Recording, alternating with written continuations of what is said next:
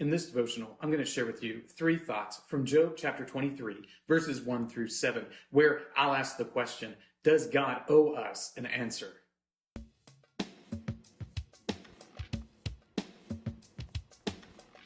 Job 23, verses 1 through 7 says, Then Job answered and said, Today also my complaint is bitter. My hand is heavy on account of my groaning. Oh, that I knew where I might find him, that I might come even to his seat. I would lay my case before him and fill my mouth with arguments. I would know what he would answer me and understand what he would say to me. Would he contend with me in the greatness of his power? No, he would pay attention to me. There an upright man could argue with him, and I would be acquitted forever by my judge. One of the great things about the book of Job is that it so clearly depicts the questioning mind as we interact with our experience of God and our expectation of him. Because let's face it, our experience of God and what he does, and particularly what he says in the text of Scripture, does not always mesh well with our expectation of what he ought to do. Our human sense of justice does not align with the divine sense of justice. So often we hear people saying that God owes us an answer. So often we hear people saying that if I had my way, I would stand before God and I would spit in his face, I would shake my fist at him, I would let him know that he was wrong in these terrible ways that he treated me. What's amazing is that people are not necessarily all that creative when they say this. What they're doing is echoing a part of the scriptures themselves. Here are 3 thoughts from Job 23, verses 1 through 7, where I'll try and answer the question, does God owe us an answer? Thought number 1, Job wants an answer. Job has suffered more so than you or I likely have suffered. He has lost everything, and he had quite a bit to begin with. He is no longer healthy, where it seems like the majority of his life he was in good health. Job has had everything taken away from him, and it has been taken away from him while he was trying his hardest to be upright and righteous before God.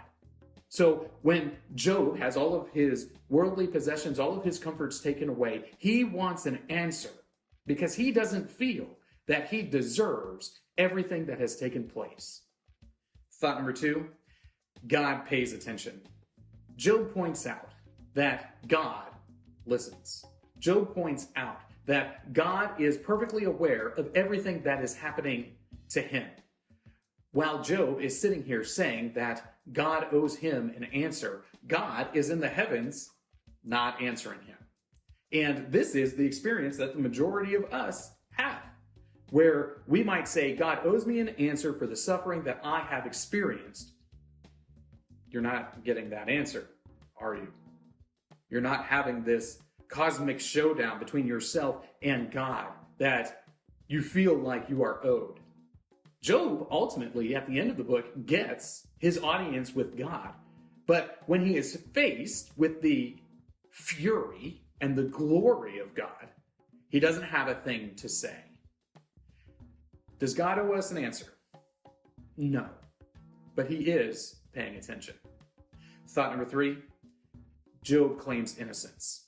Job's constant refrain throughout his entire ordeal is that he is innocent of all wrongdoing. And here is the problem with Job's experience. 1, he is not innocent. No one is innocent because we are all sinful men.